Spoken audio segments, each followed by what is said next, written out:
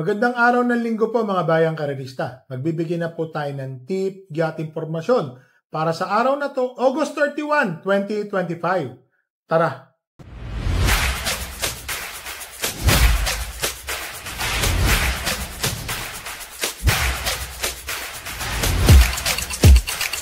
So mga bayang karerista, ngayon pong araw ng linggo, katapusan, payday sa mga ibang sumasahod ng 15 and 31.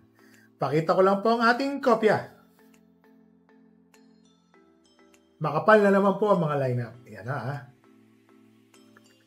Ang simula po ng karera ay sa ganap na alas 3 ng hapon. Race number 1. Rating 17 to 41 split. 13 runners. First choice or sosolohin ko na po ito. Galing sa panalo. Napakainam ng panalo. Entry number 10. Don Lucas. Napakainam po ng panalo ni Don Lucas nung nakaraan, mga bayang karerista. Gaya ho na sinabi ko sa inyo, nanalo po ito nung pong no bearing. 1.28 ang tinapo sa same distance. Ngayon no, gumaan pa ang laban. Nagkasama-sama po yung mga nasa rating 5. From non-placer, pinanik po silang lahat ng placers. So, nireset po pala. Kaya ngayon, no, ang kapal po ng lineup ng rating 5 na na placers po. Placers, mga bagong baba na galing 6, napunta po dito. So, dito po sa race number 1, entry number 10, Don Lucas, 1 for the day. So, dito na tayo sa race number 2, rating 42 to 56, 14 runners, 1,400 meters. First choice, entry number 13, Gintong Hari. CP Henson, galing sa panalo po itong si Gintong Hari nung pong no bearing, mga bayang karerista. Napakainam po ng pinakita, banderang tapos. Pagkapit po nila sabay layo. Para sa akin po, puntong-punto si Gintong Hari, first choice. Second choice, entry number 4, Shanghai Silk. Ito pong si Shanghai Silk, mga bayang karerista, galing sa panalo. Parang nanonood ng kwarto pwesto eh. Pag-check, tuloy-tuloy, ang layo po agad. Para sa akin po, malaki po ang panalo ni Shanghai Silk. Naglagay po ako ng third choice. Entry number 8, Brown Pirate. Kung sakaling magkakaroon po ng habulan sa unahan, Brown Pirate, alam naman natin mga bayang karerista. Recently, magaganda na po ang pinapakita niya. Yun lang talagang medyo di lang nakakapitan ng swerte. Para sa akin po, Brown Pirate, malaki po ang pag-asang manalo. Tingin ko, madidihado pa. So, dito po sa race number 2, first choice, entry number 13, Gintong Hari. Second choice, entry number 4, Shanghai Silk. Third choice, entry number 8, Brown Pirate. So, dito na tayo sa rating 17 to 41, race number 3, 1,400 meters, 7 runners. First choice, entry number 7, Axis Deviation. Ito pong si Axis Deviation, tingin ko po medyo nakatagpo po ng magandang laban. Pwede po itong mauna at pwedeng sumunod. Tingin ko, angkop na po sa kanya yung mga kalaban niya ngayon. Second choice, couple entering 1 and 1A, Gavel and 1A, one of a kind. Ito pong si Gavel, mga bayang karerista. Para sa akin po, magaling na kabayo. Nag-1.28 sa 1,400. Tingin ko, malaki po ang panalo ni Gavel. Tapos meron pa siyang 1A na one of a kind na pwede yung sumunod agad. Meron din po itong 129 sa same distance. Tingin ko, parehas po may panalo, second choice. So, dito po sa race number 3, first choice, entry number 7, Axis Deviation. Second choice, couple entering 1 and 1A, Gavel and 1A, one of a kind. So, dito na tayo sa race number 4, rating 57 to 70. Tama po ba? Yes, tama. Ang taas na itong ratings na to, mga bayang karerista. 11 runners, 1,400 meters. First choice, entry number 9, Andiamo a Firenze. Nung nakaraan po, ang lakas ni Andiamo. Pinanonood po natin yung mga takbo niya yan. Kaya ako po minemuestra. Medyo na-late lang po ng lundag. Na-atras sabay pinarimate. Quinto pwestong napakalakas ng dating. Sa ngayon po, tingin ko malaki po ang panalo ni Andiamo a Firenze. Second choice, couple entering 2 and 2A. Perfect Delight and 2A Birchstone. Si Perfect Delight galing po sa panalo. Ito po yung sinasabi ko sa inyo. Hindi pa maganda yung pagkakalundag sa starting gate. Dumamba po siya, tapos tinalo po niya yung dalawang magaling. Si Iridescent at saka si Chuligan po ata, or si ano yun. Hindi naman sila GT5. I think tama, Chuligan. Habulan po silang dalawa. Banderang tapos po nun sa Milya, si Perfect Delight. Naka-medya trangko po kasi. Pero galing sa Damba. Tapos meron pa po siyang kakouple entry na 2A na Birchstone. Pati Dilemma po ang sasakay. Tingin ko ho, malaki rin po ang panalo, parehas. Naglagay po ako ng third choice. Ito po yung 4 and 4A, Iridescent and 4A Dream Girl. Dream Girl, isang matuling kabayo. Iridescent, ganun din po. So tingin ko magandang labanan po ang mapapanood natin. Dito po sa race number 4. First choice po natin is entry number 8, Andiamo a Firenze. Second choice, 2 and 2A, Perfect Delight and 2A Birchstone. Third choice, 4 and 4A, Iridescent and 4A Dream Girl. Dito na tayo sa race number 5, 1,400 meters, rating 17 to 41 split, 10 runners. First choice, entry number 3, Batang Kangkalu. Siya po ang nanalo. Nakakalaban po niya noon si Autumn Shower. At meron pang isang magaling noon.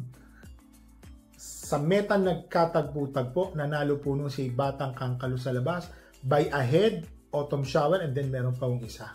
So ngayon po, Batang Kangkalu pa rin po tayo. First choice. Second choice, entry number 4, Autumn Shower, Love Love Galieta. Nakaraan po kasi parang Jeff Tagulaw Sarate at sumakay dyan eh. Yun nga po, dikit-dikit po sila nagkatalo nun. Tingin ko po, Autumn Shower, malaki rin po ang panalo. So dito po sa race number 5, first choice, entry number 3, Batang Kangkalu. Second choice, entry number 4, Autumn Shower. Dito na tayo sa race number 6, rating 17 to 41 split, 1,400 meters, 14 runners. First choice, entry number 12, Ichiran Run. Ito pong si Ichiran Run, mga bayang karerista. Kung matatandaan nyo, last race, bigla po yan bumenta. Bandera po yan, dikit-dikit po sila. Yun lang talagang tingin ko po noong time na yun, kinulang. Ngayon po, nasa mababang ratings na rin po siya. Tingin ko, malaki po ang panalo. Baka madihado pa po ito. Second choice, entry number 1, Margot. RJC Tabor. Margot is Margot. Yun na lang po masasabi ko. Pag ginusto, pwede. Mainam na kabayo. Magandang dihado. Naglagay po ako ng third choice. Entry number 7, Bisyo Magserbisyo. Ito pong si Bisyo Magserbisyo, mga bayang karerista. Kung matatandaan natin, race 1, nanalo po nun yung Queen Ella ba? Parang ganon. Queen Ella o Princess Ella, parang race number 1 po yun eh. Bisyo Magserbisyo, all the way, bandera. Narimatihan po siya sa balya nung Queen Ella. Yun po ang pagkakatanda ko. So maganda po yung tinakbo noon ni Bisyo Magserbisyo. Tingin ko po kung maulit po niya yun, magandang labanan po ito. So dito po sa race number 6, first choice, entry number 12, Ichiran Run. Second choice, entry number 1, Margot. Third choice, entry number 7, Bisyo Magserbisyo. So dito na tayo sa rating 42 to 56, race number 7, 1,400 meters, 13 runners. First choice, entry number 2, Glenamoon, Mark Alvarez. Same distance, Glenamoon may 1.24. Mark Alvarez ang sasakay. Tingin ko ho, malaki po ang panalo. Second choice, entry number 7, Del Campo, JB Hernandez.